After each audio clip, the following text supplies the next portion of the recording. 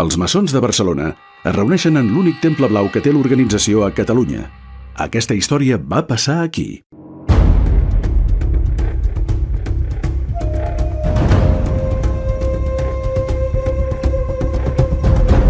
Som aquí, a Gran Via 617, seu de la Gran Lògia d'Espanya, on hi ha l'únic temple maçònic blau, tipus anglès, aquí a Catalunya.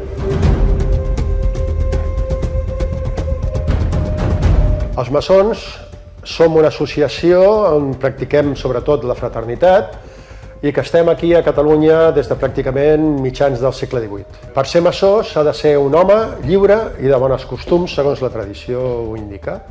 La Gran Lògia d'Espanya és la més numerosa de la península i aproximadament són uns 3.000 germans.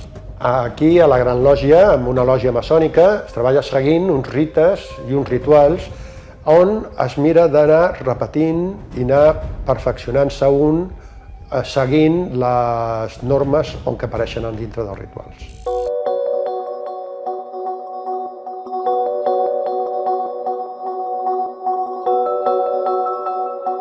Aquí estem ja en el Temple Blau i com podeu veure, a part de la decoració i els estandards de les diferents lògies que treballen aquí, com l'estandard de la Gran Lògia d'Espanya, podem veure un dels principals símbols, que és el quadre escaquejat.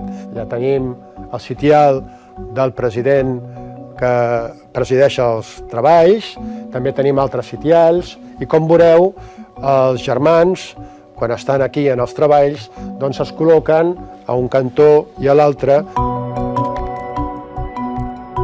Els treballs són bàsicament de coneixement simbòlic, seguir el rite, aquest simbolisme penetra en un mateix, vas fent un creixement personal.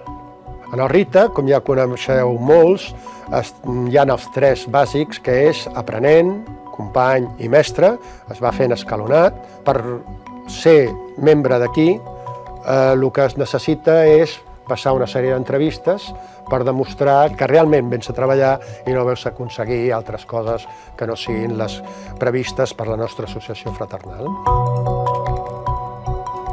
Aquesta sala ja, en aquests colors blaus, són els mateixos que, com ja hem dit, amb la maçoneria anglesa i, concretament, dona la coincidència que és amb l'equip, per exemple, del Manchester City. En els seus fundadors doncs, hi havia maçons d'aquest rite.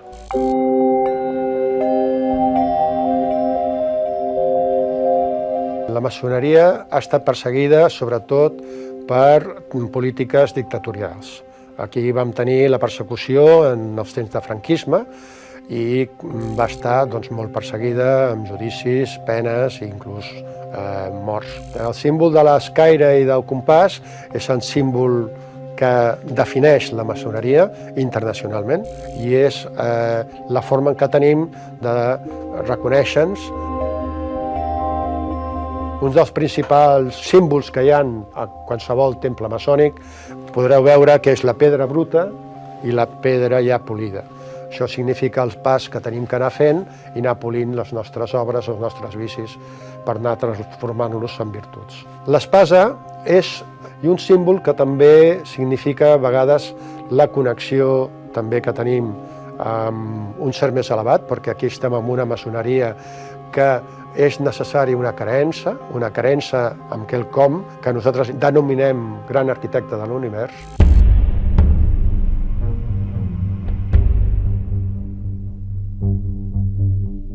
Encara que aquí a Barcelona tenim la particularitat de tenir el Temple Blau, que ja hem vist abans, de la maçoneria més anglesa, també tenim aquest temple vermell, aquest temple del rite escocès antic i acceptat, on les diferències primordials és que, com ja veieu, aquest seria més barroc, hi ha més simbologia, i en canvi l'altre també és més auster i dintre de la simbologia però queda més difuminat.